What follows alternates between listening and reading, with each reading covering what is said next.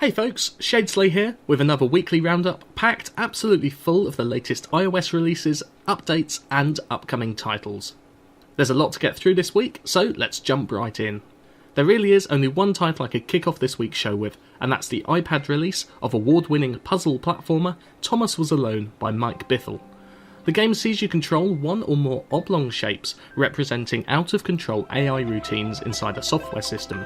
Your objective is to move each of these shapes to their respective endpoint for the level. Each shape is characterised with a unique name, personality and abilities, including the eponymous Thomas. The story is skillfully narrated by Danny Wallace, and there are clear nods to the humour of Douglas Adams in both its content and its delivery. Central to completing each of the 100 levels is working out how the unique ability of each block can be used to overcome hazards, and how the blocks can interact to achieve something out of reach to them individually. It's a game about the virtues of teamwork, diversity and inclusion, and not just in the abstract. These values are at the core of the experience.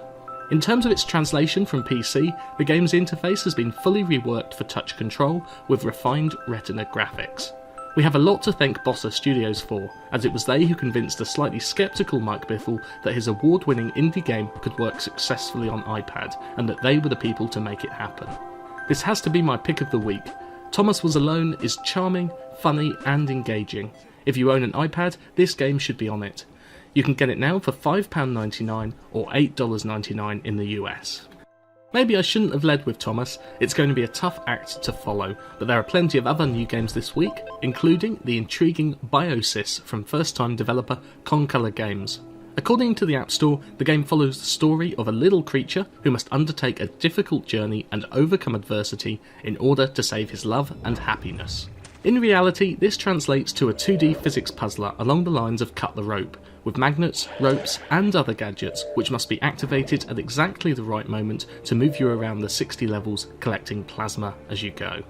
The organic environments in Biosis look great, but my initial experience playing on iPhone reveals slightly fiddly controls which may prove frustrating.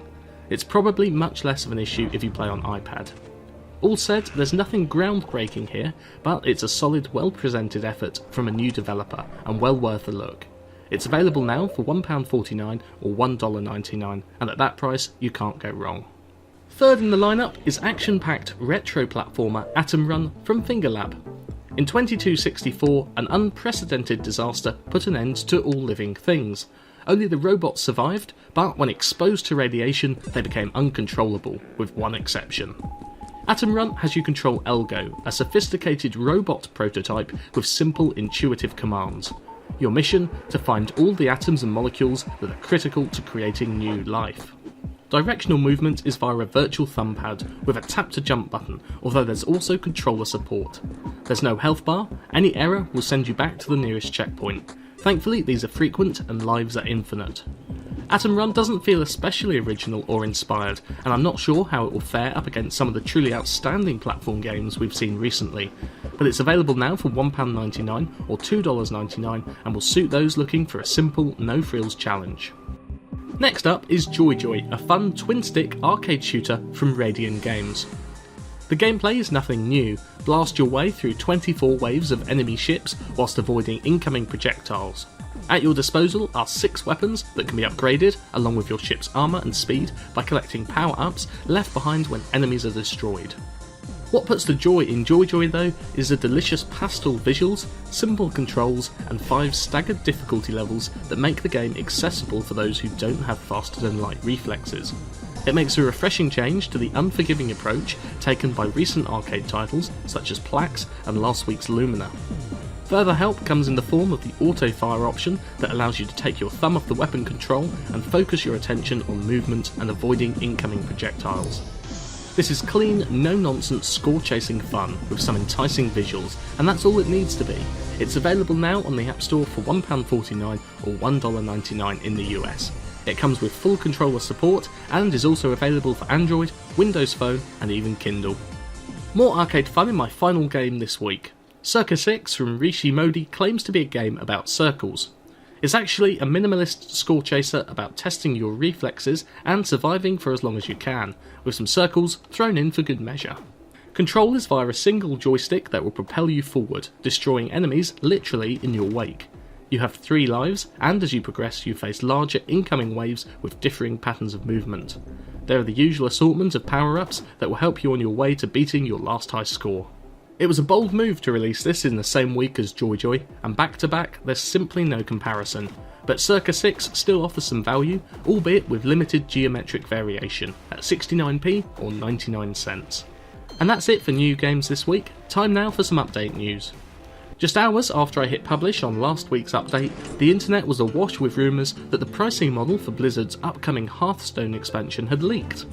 The speculation is based on this slightly dubious looking image, which apparently shows the first stage of the new Naxxramas single player adventure being free to play, with the subsequent wings each costing 500 in-game gold, or around $9. Although broadly in line with what players are expecting, I take this information with a healthy dose of skepticism, as Blizzard have yet to comment. In other news, Glue Mobile have released a major multiplayer update for their free-to-play action RPG Eternity Warriors 3. In the new update, players can battle in PvP mode with real-time battles against other players, and there's also a new PvP leaderboard and tournaments. Finally this week, a look ahead to what's coming up, starting with mobile titles for 2 big-name comic book franchises. The first of these is Transformers Age of Extinction, scheduled for iOS and Android this summer to tie in with the release of Michael Bay's blockbuster film. The new free-to-play Transformers mobile game will be a 3D combat runner where players' mission is to take down enemies featured in the movie. It promises to be a fast-paced action experience. You can pre-register for the game to receive a rare Transmetal rocket launcher when the game launches. The link is in the video description. The other big name coming soon is the Uncanny X-Men Days of Future Past, scheduled for release on May the 22nd. Working closely with Marvel, developer Glitchsoft have said that the game is not tied in with this summer's movie and will be a combat-focused 2D side-scroller. Their goal is to deliver a mobile game that core fans will truly embrace.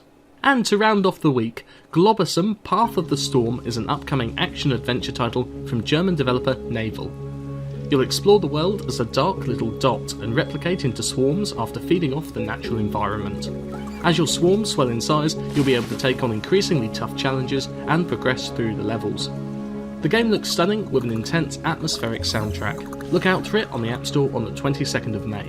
There's a link to the full trailer in the description. That's the lot for now. Leave a comment and let us know what you're playing. As always, you can find the latest gaming news and reviews at www.gamemob.com, and you can hit the subscribe button now to make sure you never miss an episode.